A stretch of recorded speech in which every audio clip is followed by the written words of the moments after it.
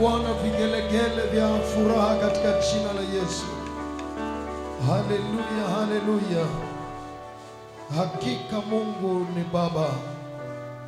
Tunamtukuza na tunamuinua. Tunamshukuru Mungu katika ibada hii ambao Bwana anakwenda kuhudumia maisha yetu, na hasa zaidi katika kipindi cha kumwabudu na kumuinua. Kuna yale Bwana ameyafanya juu ya maisha yako. Kuna yale Mungu ameyafanya juu ya maisha yako. Ibada ndizo zina uwezo wa kuinua watu mahali ambapo wameshushwa na adui. Bwana Yesu asifiwe. Ibada ndizo zina uwezo wa kukuinua mahali ambapo adui amekushusha. Ibada ina uwezo wa kukuinua mahali ambapo adui amekunyenyekeza. Ndio maana maandiko inasema mkizungukwa na adui karibu kuwameza, mtakusanyika kwa jina langu na kufanya ibada, nami nitawasambaratisha maadui zenu, nami nitawasambaratisha wote wanaowavizia. Hii ndio Mungu anasema katika neno lake, na ninaamini siku ya leo Bwana anakwenda kufanya kitu katika maisha yako. Haleluya. Adui zako kusambaratika kwa ajili ya ibada hii katika jina la Yesu.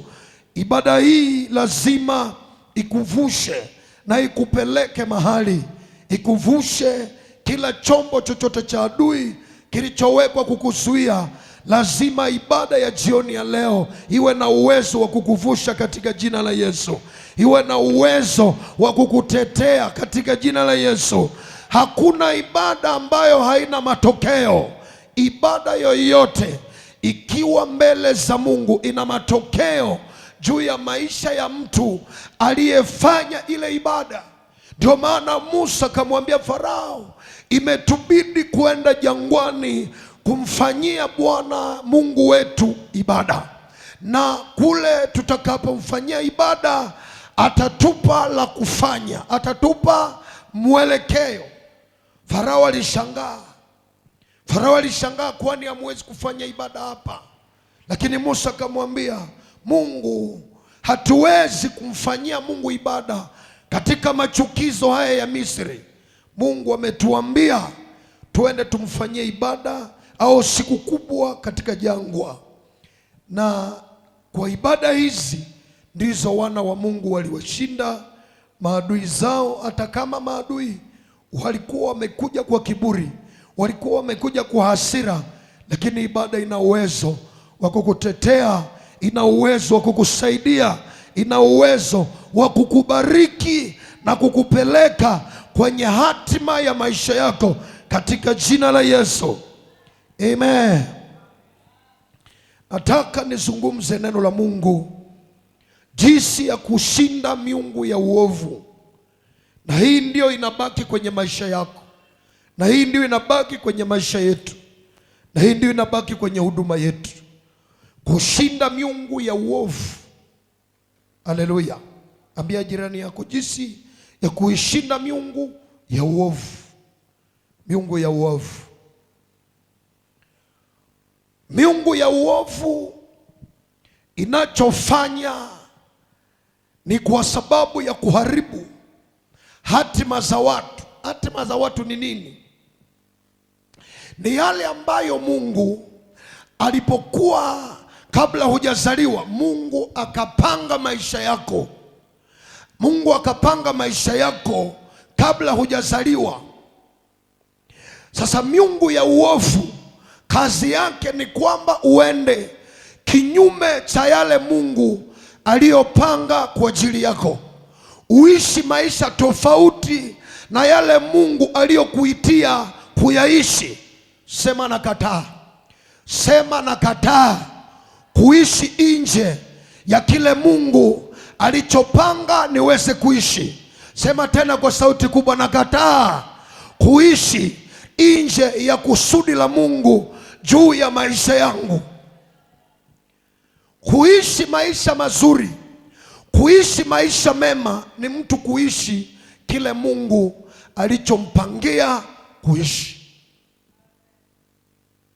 kuishi kwenye eneo ambalo ni eneo nzuri au ni eneo la baraka yako, ni kuishi katika eneo ambalo Mungu mwenyewe ameweka sahihi ili wewe uishi pale. Na kuishi vibaya ni kuishi tofauti na kile Bwana au kile Mungu alichopanga kwa ajili yako. Hiyo ndio mtu kuishi vibaya. Bwana asifiwe.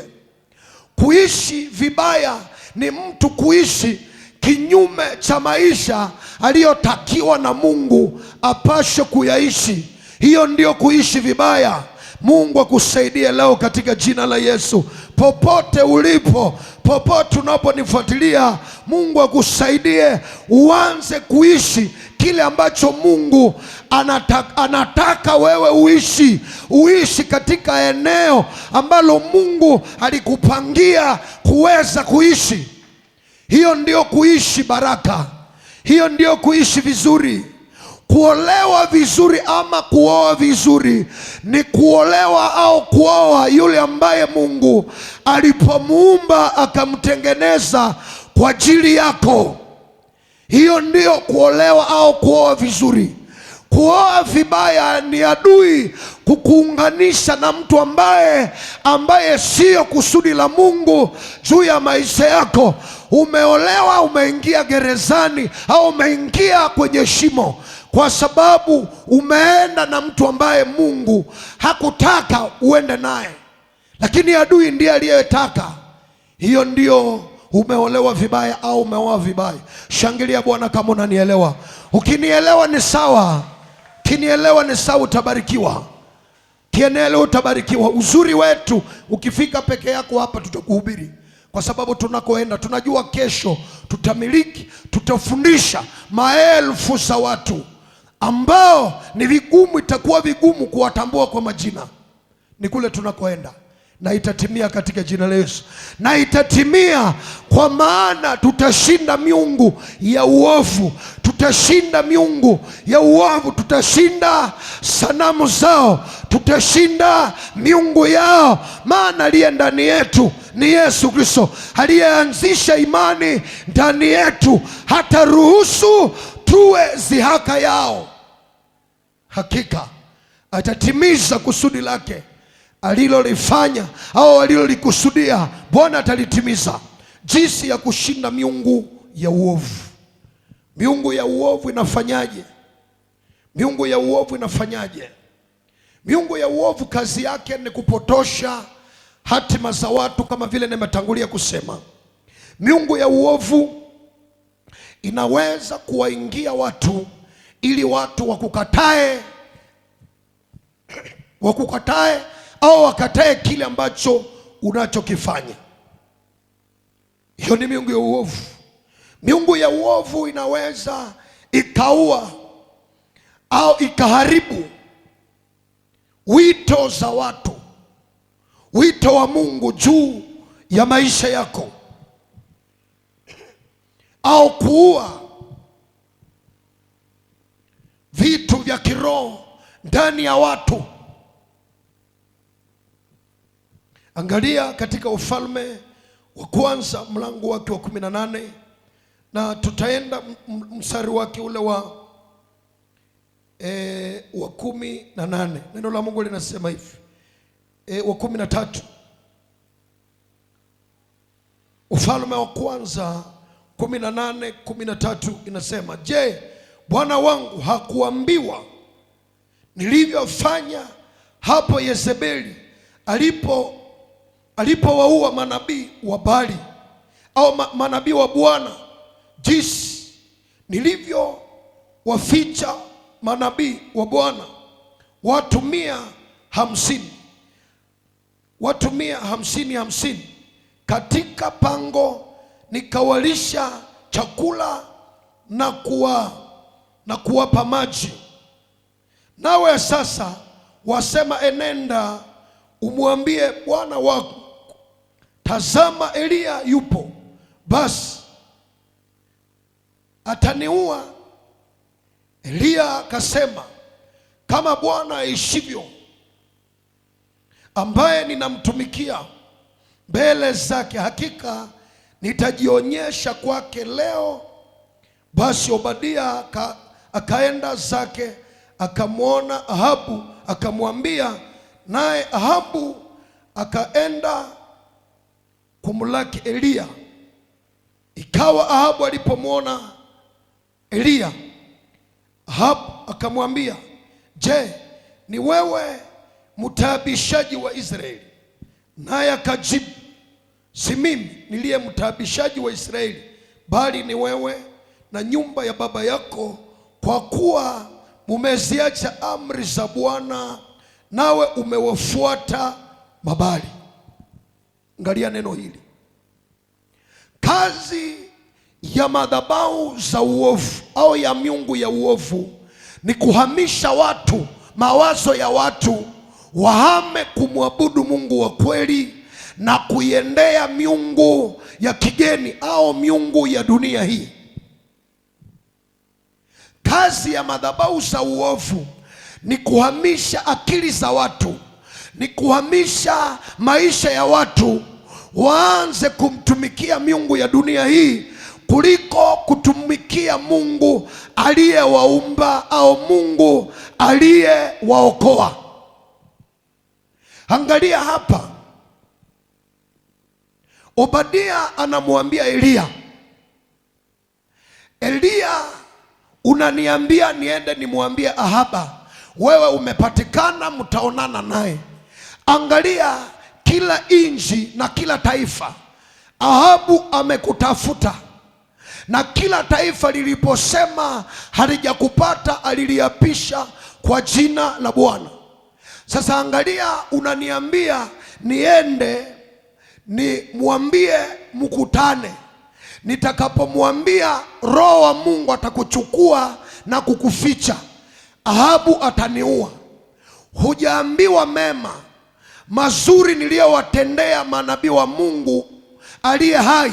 Wakati Yezebeli alipoua manabii, mimi nilificha manabii zaidi ya 150 niliwaficha ili Yezebeli asiwaue. Niliwapa chakula, niliwapa na maji. Kwa nini unitie mikononi mwa Ahaba? Eliya akamwambia, bila shaka mimi nitajitokeza kwa Ahaba leo, kwa maana lazima nijitokeze kwake, wala simwogopi. Angalia ninachotaka hapa. Miungu ya dunia hii ikamuingia Yezebeli. Roho za miungu au madhabahu au miungu ya uovu ikamwambia Yezebeli, wewe ndiwe uliye mke wa kwanza katika Israeli leo. Angalia, utuie wale wote wanaohubiri ya kwamba Mungu wa Israeli ni Mungu, ya kwamba muumba wa mbingu ni Mungu, uwaue manabii wote wa Mungu. Yezebeli, kwa sababu alikuwa ni mke wa rais, ni mke wa rais, akaanza kuwaua manabii wa Mungu. Watumishi wa Mungu waliuawa na hawa wajumbe au watumishi au wachawi au waovu. Haleluya. Yezebeli akaua manabii wa Mungu. Angalia, madhabahu za uovu kazi yake ni kuua vyombo vya Mungu. Unapoona shetani anachukua maisha ya vijana au wasichana na wavulana au wanawake na wanaume ili awatumikishe au awatumie, ujue ya kwamba hii ni roho ya kupotosha watu wasimtumikie Mungu, lakini waanze kuitumikia miungu ya uovu. Na Mungu sasa wa mbinguni, Mungu aliyefanya mbingu na kila kitu, ili akose wajumbe ambao wanaweza kabebesha mipango yake kwa wanadamu. Yezebeli akaanza kuwaua. Kwa hiyo madhabahu ya uovu lazima tuyashinde, kwa sababu tusipoyashinda itaua vijana wetu, itaua wake zetu, itaua ndugu zetu, itaua miradi yetu, itaua mipango yetu. Kwa hiyo lazima tushinde madhabahu za uovu, tushinde miungu ya uovu, maana tukiinyamaza, tusipoishinda itaharibu unachofanya. Katika jina la Yesu tutaongoa ibada zao juu ya maisha yetu na juu ya maisha ya watoto wetu na juu ya njia zetu na juu ya hatima zetu. Lazima tuongoe miungu ya kigeni. Ni lazima tuyashinde miungu ya kigeni, kwa maana tusipoyashinda miungu ya kigeni itatutendea ubaya, itatutendea uovu, itatutendea ukatili, itatuharibishia kazi, itaharibu unachokifanya. Maana kazi ya miungu au kazi ya waovu ni kuharibu na kupotosha vitu vya watu wa Mungu ili wasifikie kile ambacho Mungu amewatuma kukifanya. Lakini uzuri wa Mungu ni kwamba ukijielewa na kile Mungu alikupa ukafanya vita, mwisho utafikia kutimiza kile ambacho Bwana alikutuma kufanya katika jina la Yesu. Kila mmoja wetu ametumwa na Mungu katika dunia. Hatujatokea kwa bahati mbaya katika dunia, hatujajileta. Katika dunia tumeletwa kwa mapenzi ya Mungu ili kila mmoja wetu atimize kusudi la Mungu ambalo alimuitia kufanya. Maombi yangu jioni ya leo ni kwamba kile Mungu alichokuitia utakitimiza kwa jina la Yesu. Na ninaposema hivyo, maana yake Mungu atakupa uwezo na wewe mwenyewe utapata nguvu ya kushinda miungu ya uovu, ya kushinda roho za uovu, ili ufikie kile ambacho Bwana aliweka ndani yako katika jina la Yesu. Hii ndio Mungu aweze kutupa. Hii ndio Mungu aweze kukupa. Unajua, kuna wakati unapokuwa katika vita. Kwa mfano, Mungu akamtuma Musa, akamwambia Musa, nimeona mateso ya watu wangu, nimeona kilio cha watu wangu, nimeona tabu ya watu wangu, nimeamua niwaokoe. Na kwa sababu nina tabia za kuwatumia watu, nimeruhusu Musa uweze kubeba watu wangu, kuwatoa katika nyumba ya utumwa na kuwapeleka katika nchi ambayo nimeitakasa, nimeiweka wazi kwa ajili ya taifa langu au ya watu wangu, na kwa ajili ya agano nililofanya na Ibrahim. Wewe Musa, nimekutokea, nimekuwekea neema, nimekuwekea kibali. Nenda ukawaongoze watu wangu, nenda ukawatoe mikononi mwa Farao. Kilichofuata, miungu ya uovu ikaletwa ili izuie kile Mungu alichoweka ndani ya Musa. Bwana asifiwe. Ili uelewe miungu ya uovu lazima tuiharibu. Angalia katika Kutoka mlango wake wa 7. Ukiangalia Kutoka mlango wa 7, wakati Farao aliposikia ya kwamba Musa amesimama ili aokoe watu, alichokifanya, aliita wachawi.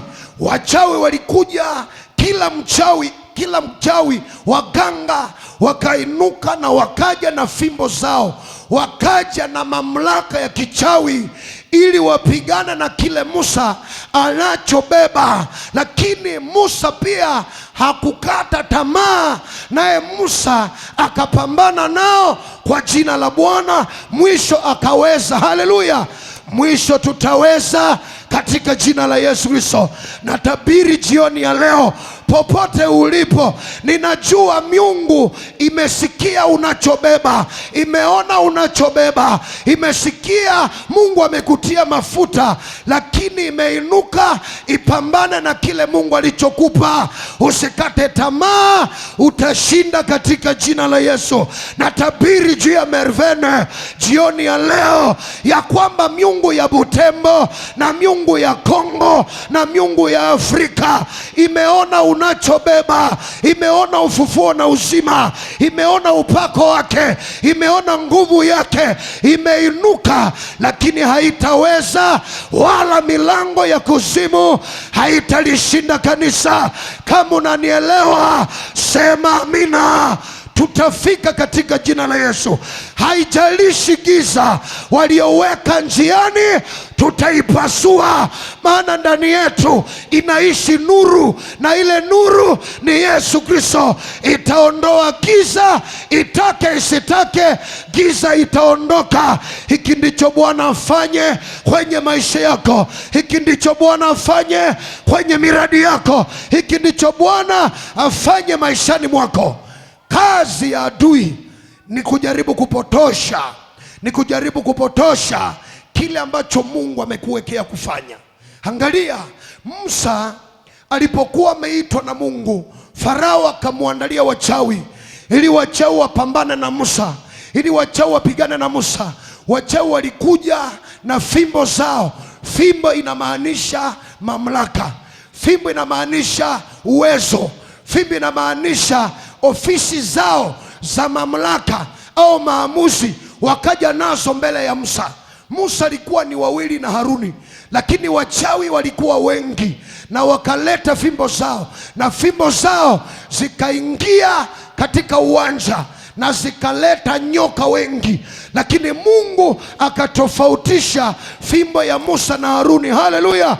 Bwana tofautishe kipawa chako ili kizae matunda, kimeze vipawa vyao wachawi katika jina la Yesu. Madhabahu za uovu zinapoanza kutumika, ni kwamba usifikie kile ambacho Mungu amekutuma kufanya. Hiyo ndio madhabahu ya uovu. Madhabahu ya uovu ni kujaribu kuua, ni kujaribu kuharibu kile ambacho Mungu ameweka ndani yako, au kile ambacho wewe mwenyewe unachokifanya. Angalia, watumishi wa Mungu walijikuta Yezebeli ameinuka na kuanza kuwaua. Watumishi wa Mungu wakajikuta wanakimbia hekalu lililojengwa na Sulemani. Kwa hiyo watu wakawa hawana uhuru wa kuenda. Hawa wachawi na hivi madhabahu zikawa zimeizingira nchi, zimewazingira watu.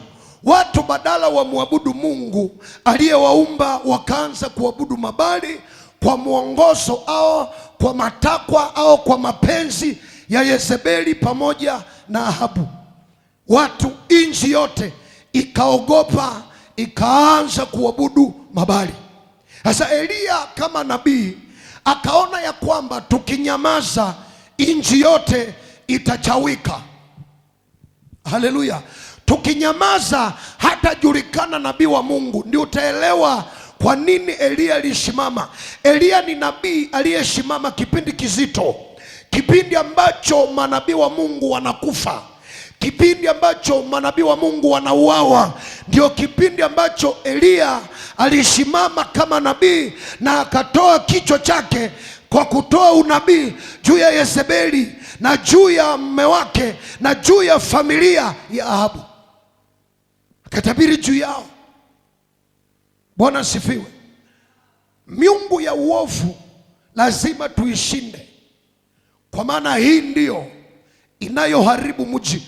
Ikiwaingia watu wakuchukie, watu watakuchukia bila sababu. Miungu ya uovu ikiingia ndani ya watu unaowapenda, inawaingia wakuchukie, watabadilika kwa ghafla. Inabadilisha na kuchukia. Inaweza ikaingia ndani ya moyo wa mume wako, unaona na kuchukia. Unashangaa imekuwaje? Kwa maana miungu ya uovu imemvamia na imegeuza moyo wake uwe kinyume chako. Unashangaa. Miungu ya uovu inaweza kawaingia watu wakukatae bila sababu, wanakukataa bila sababu. Unaona unakosa kibali ndani ya roho za watu, kwa maana imefanya mizito, mioyo ya watu kuwa mizito, kufurahia unachobeba, kufurahia ulicho nacho, kufurahia hata duka lako au kufurahia maisha yako. Inaingia ndani yao ili watu wakutendee uovu badala ya kukutendea wema. Inawaingia wakufanyie uovu ambao utapelekea uangamie, ambao utapelekea uovu ushindwe unachokifanya. Hiyo ndio miungu ya uovu. Amen. Umewahi kuona mtu anasema nimechukiwa, hata sijui niliwakosea nini, hata sijui nilifanyaje, lakini kila ninayetaka kwenda kwake ananikataa bila sababu, kila ninayetaka kumkaribia ananifukuza bila sababu, kila ambaye anatakiwa nashangaa kwa nini nachukiwa, ijapokuwa najaribu kuwatendea mema, lakini wema ninaoutenda badala watu waufurahie ule wema unageuka kuwa hasara kwenye maisha yangu, kwa sababu uovu umepelekwa kwenye mioyo yao, wasione mazuri unayoyatenda, wakutendee uovu, upate kuangamia, upate kushindwa. Unajikuta kwa mfano kama ni ulimwengu wa vijana, umepata mchumba au umepata binti wa kuchumbia, unajikuta kwamba siku mbili, siku tatu, kadiri siku zinaendelea, roho za uovu zinaweza zikafika kwa mchumba wako, anakukataa bila sababu. Unamuuliza, nimekukosea nini? Nimefanya nini nitubu? Anasema hujafanya chochote. Anakukataa bila sababu, kwa maana roho za uovu au madhabahu za uovu zimeingia kugeuza roho yake iliyokupenda ikuchukie. Sijui kama unanielewa. Inageuza moyo wa mtu aliyekufurahia, anaanza kukuchukia. Roho za uovu zinaamua, zinaingia kwenye watu ili wewe ubaki peke yako. Zinakuondolea watu ambao wangekusaidia, zinakuondolea watu ambao wangekuvusha, zinakuondolea watu ambao wangekusaidia utimize kile Mungu alichoweka ndani yako. Namuomba Mungu katika jina la Yesu, roho za uovu zishindwe juu ya watu ambao wamewekwa kukusaidia. Mungu anapotaka kumwinua mtu, anamwekea watu ambao watampenda bila sababu, watakupenda bila hata hujawapa kitu, hujawapa chochote, hawajui ulikozaliwa, hawajui hata ulikosomea, lakini unaona wanakukubali ili utimize kile ambacho Mungu amekutuma kufanya. Hiki ndicho Bwana kufanyie watu wa kukubali katika jina la Yesu. Kila aliyeharibisha watu wabaya mbele, watu wema mbele yako, lazima uharibifu uondoke juu ya roho zao, waanze kukukubali ili uangamie. Ili madhabahu za uovu zikuangamize vizuri, zinakuondolea watu wema ambao Mungu amewatuma wakusaidie, zinawapotosha. Ili adui aangamize duka lako, anafunga system, anafunga wateja wasikupate au wateja wasilione duka lako, anaweka uovu katika duka lako. Unajikuta duka imefirisika, unajikuta duka imeangamia, unajikuta duka imeanguka, na umejikuta miaka inaenda hujatimiza chochote, kwa maana roho za uovu zimewaingia watu ili wasiingie katika duka lako, ili watu wasiweze kufanya kitu chema kwenye maisha yako. Sema, Bwana Yesu, uniokoe katika jina la Yesu. Roho za uovu zinapotumika zinafunga maisha, zinafunga vipawa ambavyo vingekuvusha, visikutambue. Angalia hapa sasa jinsi ya kushinda roho hizi za uovu. Neno la Mungu linasema katika Wafalme wa kwanza mlango wa 18 na mstari wake ule wa 25. Elia akawaambia manabii wa Baali, jichangulieni ng'ombe mmoja mkamtengeneze kwanza, maana ninyi ndiyo wengi, mkaliitie jina la Mungu wenu, wala msitie moto chini. Wakamtoa yule ng'ombe waliyepewa, wakamtengeneza wakaliitia jina la Baali tangu asubuhi hata adhuhuri, wakisema, Baali, utusikie. Lakini hapakuwa sauti wala aliyejibu. Nao wakarukaruka juu ya madhabahu walioifanya. Ikawa wakati wa adhuhuri, Eliya akawafanyia mdhaa, akawafanyia dhihaka, akasema, muiteni kwa sauti kuu, maana Mungu huyo labda anazungumza, au ana shughuli, au ana safari, au labda amelala, sharti aamushwe. Wakapiga kelele, wakajikatakata kwa visu na vyembe kama ilivyokuwa desturi yao, hata damu ikachuruzika. Ikawa wakati wa adhuhuri ulipopita, wakatabiri hata wakati wa kutoa dhabihu ya jioni, lakini hapakuwa na sauti wala aliyejibu wala aliyeangalia. Amen. Hivyo ndivyo unatakiwa kuwashinda manabii wa Baali. Manabii wa Baali wako mpaka sasa. Haleluya. Manabii wa Baali wako mpaka sasa. Au wajumbe wa ibilisi wako mpaka sasa. Ukisikia wachawi au walozi au wafumu, hawa wote ni wajumbe wa ibilisi katika dunia, na kazi yao ni kupotosha malengo za watu, ni kuharibu malengo yako mema, ni kuharibu ndoto zako njema. Kwa hiyo usicheke nao, lazima uwashinde katika maisha yako. Haleluya. Lazima uwashinde, na kuwashinda vizuri utawashinda kwa jina la Yesu Kristo. Neno la Bwana linasema, nao walimshinda kwa ushuhuda na kwa damu ya Yesu Kristo. Ndipo naweza ukawashinda katika maisha yako. Angalia hapa, Eliya akawa amesimama, amejitolea, amesimama katikati yao, amesimama katikati yao. Hivi vita vilikuwa vizito. Hivi vita vilikuwa vizito kwa sababu wachawi walitokea wazi. Afadhali wakemee wakiwa mbali, lakini walikuwa wazi live. Walikuwa hapo kwenye mlima wa Karmeli.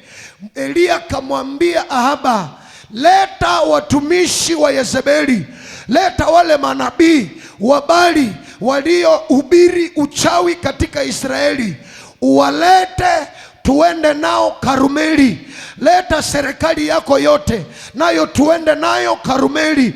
Leta na manabii wa Ashera nao tuende nao Karmeli. Eliya alijua idadi yao, akasema leta manabii wa Baali 450, uwalete 150 prophet, ambao manabii wanaomwabudu Baali. Tuende Karmeli, tutafanya ibada, na ile ibada itakata maneno. Sema itakata maneno. Lazima mji unapokuwa mji wako unachawika, lazima uonekane nguvu ya Mungu ambayo itameza nguvu iliyowadanganya watu. Vinginevyo tutachelewa, vinginevyo tutaulizana na jibu hatutaipata. Lazima Mungu atokee waziwazi ili kumeza wanachofanya wafumu katika mji, ili kumeza wanachofanya wafrima katika mji, ili kumeza kile wa eliminate wanachofanya katika taifa. Lazima Mungu wetu akimeze, akichome, akiteketeze, ili tutimize makusudi ya Mungu juu ya mji. Ili Eliya atimize kusudi la Mungu, ilibidi ibada za wachawi zishindwe, zikose nguvu, zikose uwezo, zikose miujiza, zikose kibali ndani ya macho ya watu, ndani ya macho ya watu. Ndio Eliya akamwambia Ahaba, tusiendelee kupigana hapa, tuende Karmeli kwenye mlima. njona watumishi wafumu wote, na kila moja aje na sari zake za kazi. Manabii wa Baali wakaenda, kila mtu na ofisi lake, kila mtu na uchawi wake, kila mtu na miungu yake, wakaibeba wakapanda Karmeli. Na Elia naye akapanda na Mungu aliyeumba mbingu na nchi. Haleluya! Elia naye akapanda na kanzu yake na neno la Bwana, wakaenda mlima. Ahaba akapanda na serikali yake. Watu wakasema, Elia, unajua watu wanaomtumikia shetani wana tabia za kuambia watu uongo kuhusu watumishi wa Mungu aliye hai. Ni wake hapa vizuri. Unapotafuta Mungu kikamilifu, unapoanza kuomba, unapoanza kufunga na kuomba na kutafuta uso wa Bwana, wachawi wanaumia. Wanapoumia, wanawaendea watu wasiojua, wanawaelezea ule dada ni mchawi, ule baba ni mchawi, ule mtumishi ni mchawi, ule friend ni mchawi, kwa sababu wanajua kazi zao zinaharibika. Sasa miaka 3.5 ya kipindi ambacho Elia alitabiri njaa, alitabiri ukame kwa Ahaba na kwa serikali yake, ile miaka yote Ahabu na wachawi walitangaza katika nchi yote kwamba Elia ndiye mtu mbaya. Walichafua maisha ya Elia zaidi ya kawaida, na walitangaza mtu yeyote akipata Elia, umulete ama umemuua au umulete akiwa hai, hauna kosa ukiua Elia. Walichafua Elia, walidiabolize Elia, walimunena vibaya kwa taifa, ijapokuwa Elia ni nabii wa Mungu. Lakini kwa sababu wakaambiwa, hata Ahaba alipokutana na Elia akamwambia, wewe unayetesa nchi. Elia akamwambia, sio mimi, ni wewe na nyumba ya baba yako, kwa sababu mumehama mawazo yenu kuenda kwa miungu badala ya kumwabudu Mungu wa Israeli. Kwa sababu ya hii ndio maana mnapata shida, ndio maana hakuna mvua zinazonyesha, ni kwa sababu mumemwacha Mungu, sio mimi. Elia akasema, sasa tuende Karmeli, tuende na raia, tuende na serikali, tuende na manabii wa Baali. Hapo ndipo lazima fainali ichezwe Karmeli. Sema fainali, sema fainali. Inachezwa kwenye mlima, inachezwa kwenye mlima. Kwenye maombi ndiko kunachezwa fainali. Ndio maana usichoke kuomba.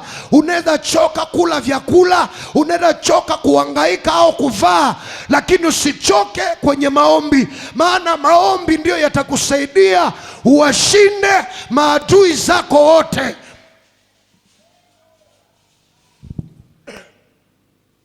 Maombi ndio kusaidia. Elia akasema tuende Karmeli, na hawa manabii wa Baali wataomba na mimi nitaomba. Mungu atakayejibu ndiye Mungu watu wote watamwabudu. Manabii wa Baali walikuwa wanazoea kufanya miujiza feki, na walijua ya kwamba hii ni chai ya rangi, tutafanya miujiza ya feki na hii itakuwa ni chai kabisa, ni kama kawaida. Kwa hiyo wakawa kimbelembele, kumbe ni roho ya mauti iliyo ndani yao. Ndio siku walivyokufa mbele ya Elia Mutishibe. Hivi ndivyo Mungu atufanyie katika mji huu. Hivyo ndivyo Mungu atufanyie katika mji huu. Ninapokuwa nikihubiri kwenye madhabahu haya, Mungu akaingie kwenye kambi zote za wachawi katika mji huu. Mungu akaingie kwenye madhabahu zao na kama moto ulao na kuteketeza, ili kazi ya Mungu iweze kutendeka juu ya mji huu, ili malengo ya Mungu yaweze kusikika katika mioyo ya watu. Lazima kilichowapotosha watu kiwekwe chini na watu wasikie kusudi la Mungu katika jina la Yesu. Hiki ndicho Mungu afanye kwa wote waliopotosha njia zako, wote waliopotosha ramani yako, wote waliopotosha ramani yako. Lazima Bwana aushike nao katika jina la Yesu. Katika ibada hii ni ibada kamili, iko zaidi ya kawaida. Ibada hii usione kama unavyoiona hapa, usione kama unavyoiona hapa. Kwenye ulimwengu wa roho, ibada hii ni kubwa. Ibada hii ni tishio kwa wachawi. Ibada hii ni tishio kwenye ulimwengu wa giza katika mji huu. Ibada hii ni tishio kwa wafumu waishio barani Afrika. Ibada hii ni tishio kwao. Mungu akashuke kwa nguvu zake na kuteketeza miungu yao, madhabahu zao, ndima zao, miereko yao, kila beseni zao na vioo vya uchawi vipasuke katika jina la Yesu. Ninapohubiri saa hii, vioo vya uchawi vipasuke, beseni za uchawi zipasuke, nyumba za uchawi zipasuke, moto fire ikaingie kwenye makambi zao na kuchoma na kuteketeza vyateso vyao, viyeyuke vyote katika jina la Yesu. Vyateso vyao viyeyuke katika jina la Yesu. Elia akasema tupande mlima wa Karmeli. Ahaba na manabii wake wakapanda, raia wakapanda, serikali yote ikapanda, majeshi ya Israeli ikapanda. Elia yuko peke yake. Umewahi kuachwa unajikuta uko peke yako? Umewahi kuona vita vyako unajikuta hata mama sio upande wako? Unajikuta kaka wote unajaribu kwenda nasema toka, unajaribu kwenda kwa mjomba nasema toka tu. Unagundua kwamba wote wamepatana wakusaliti, wote wamepatana wakuache. Umewahi kuona unaenda kwa rafiki, rafiki anageuka, unajikuta kwamba sasa mimi niko peke yangu hapa. Hiki ndio kilimkuta Elia. Elia akajikuta hakuna aliye upande wake, ni raia hakuna aliye upande wake, ni mfalme Ahaba hayuko upande wake, ni Yezebeli hayuko, watu wote wako upande ya wachawi. Elia akawaambia mtashitasita katikati ya mawazo mawili, kama bali ni Mungu mfuateni, kama Mungu wa Israeli ni Mungu mumfuate. Watu wakanyamaza. Akasema tuende Karimeli, wakasema ndio. Akawaambia Mungu atakayejibu kwa moto bila kuweka petroli, bila kuweka moto, huyo ndio Mungu atakayeabudiwa katika nchi hii. Wakasema jambo hili ni kweli na ni amina. Watu wakapiga mikono wakasema tunajua Elia anakwenda kushindwa, tutamkatakata na kula nyama yake. Elia alikuwa chini ya hatari kubwa zaidi ya kivyo unavyofikiria. Walipokuwa katika mlima, Elia akawaambia chukueni sadaka mkachinje kwa ajili ya Baali. Elia alijua kile ambacho kinaendelea kwenye ulimwengu wa roho. Alikuwa anajua kinachoendelea kwenye ulimwengu wa roho. Wakakata nyama, wakakata ngombe, wakaitia kwenye madhabahu, wakajenga madhabahu kama Baali alivyowafundisha. Wakajenga madhabahu kama vile Baali alivyowafundisha. Wakaweka ngombe juu yao ya madhabahu, wakaita Baali, wakavina. Hapo ndiko aina yote ya wachawi wakuvina ndani ya makichwa, wakuvina ndani ya makalio, wakuvina ndani ya mikono, ndani ya miguu. Hapa aina yote ya wachawi walikuwa 450. Kila uganga ulitokea, lakini kilichofuata hapakuwa na sauti, hapakuwa na anayejibu. Haleluya! Walianza kuita miungu yao kuanzia asubuhi mpaka jioni. Mpaka jioni hakuna aliyewajibu, hakuna aliyewasikia. Wakaanza kutoa damu zao, hakuna aliyekuja kuzikunywa. Bali akakataa ngombe, akakataa pia na damu za watu, kwa sababu Elia yuko pale. Sema amina, sema amina. Wewe ni tishio la wachawi, unapojielewa utakuwa tishio la wachawi katika mji wako, katika eneo lako, katika mtaa wako, popote unakotembelea. Wachawi wataogopa, wataungua. Hapa ndiko wachawi wakaita Baali kwa sauti zao, Baali hakutokea. Kwa nini Baali hakutokea? Kwa maana mbingu zilikuwa zimezingira lile eneo. Mbingu zilikuwa zimezingira mlima wote wa Karmeli, na ardhi ilikuwa haina uwezo wa kupokea sadaka yao.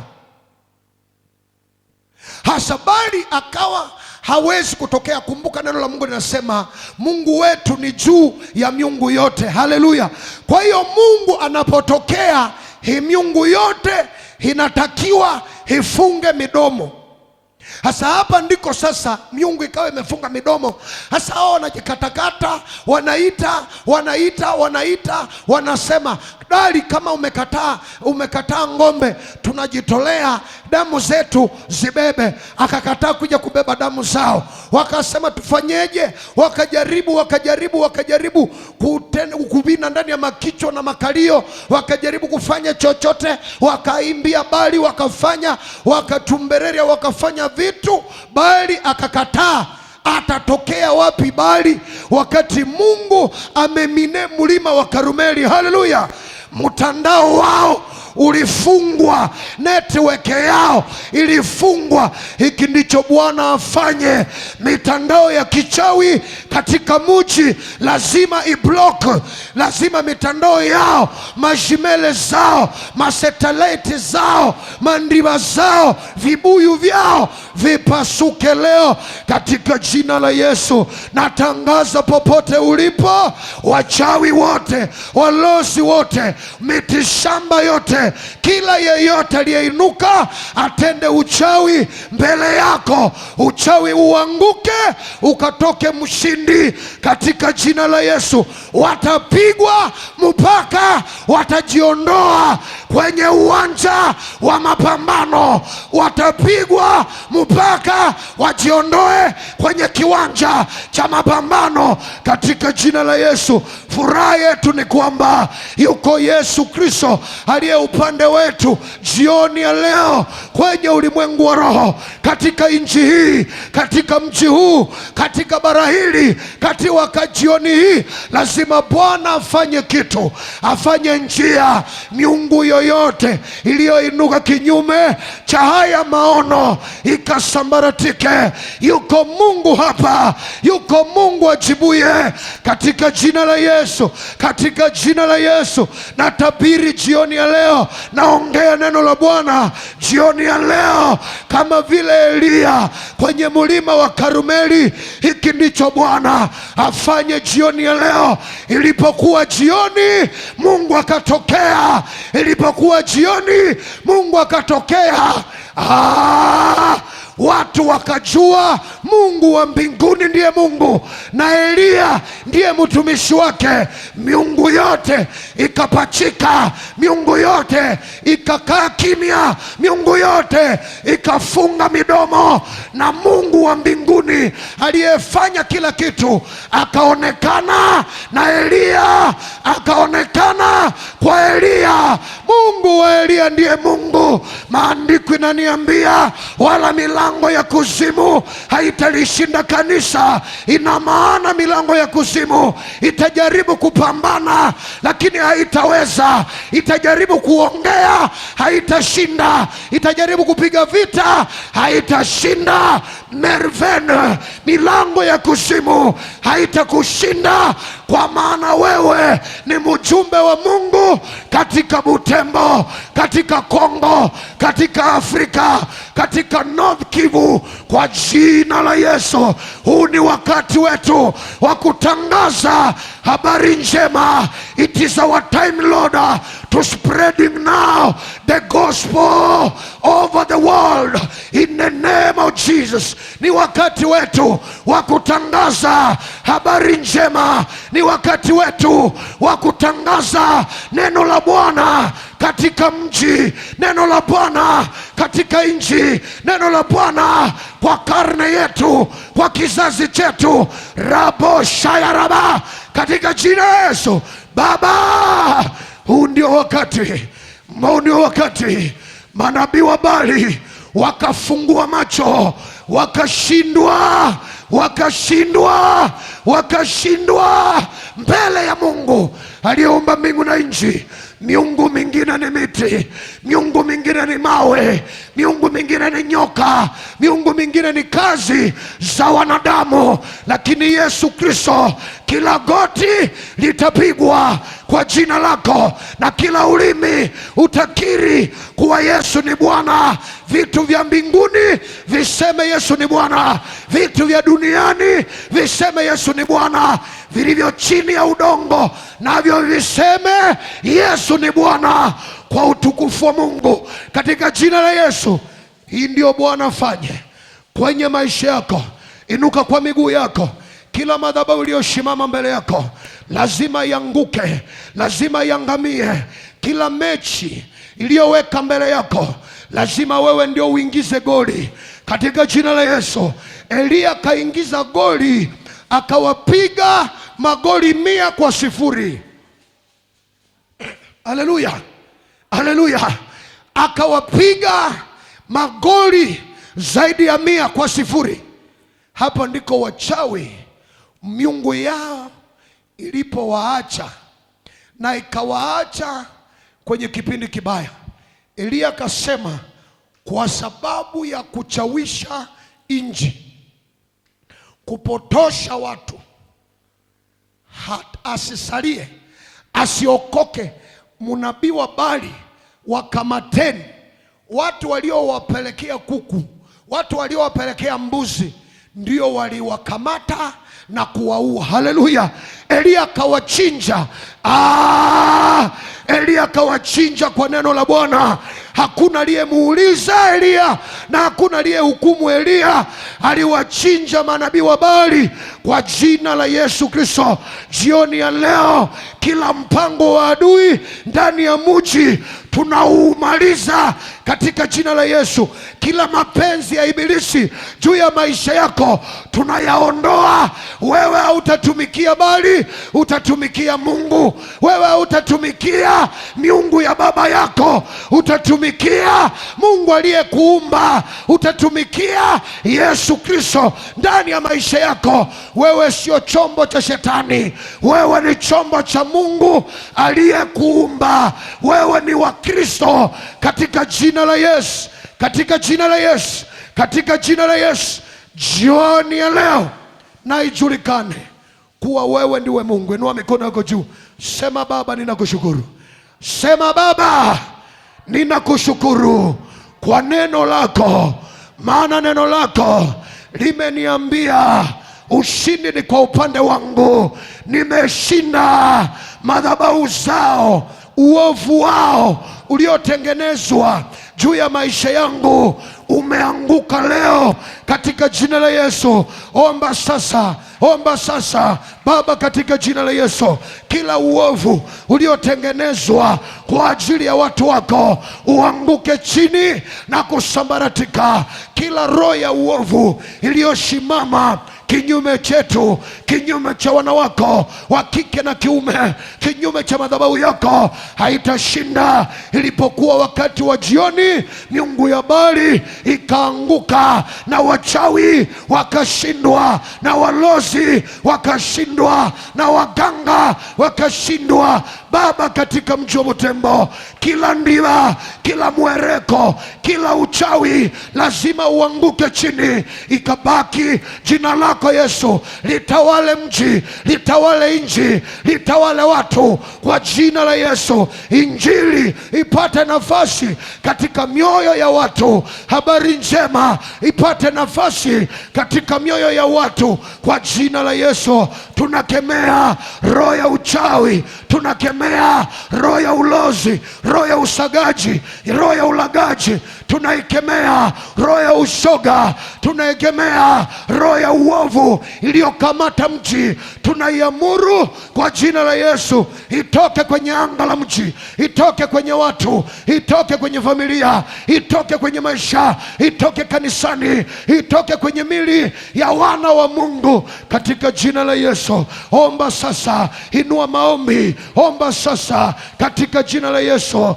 Roho ya uovu imeandikwa, kila silaha itakayoinuka juu yako haitafanikiwa. Kila mshale, kila mdomo, kila ulimi utauhukumu kwa jina la Yesu. Chochote kaadui kwenye maisha yako, kwenye familia, tunakiweka chini, tunakiweka chini, tunakiweka chini, tunakiweka chini, tunakiweka chini katika jina la Yesu.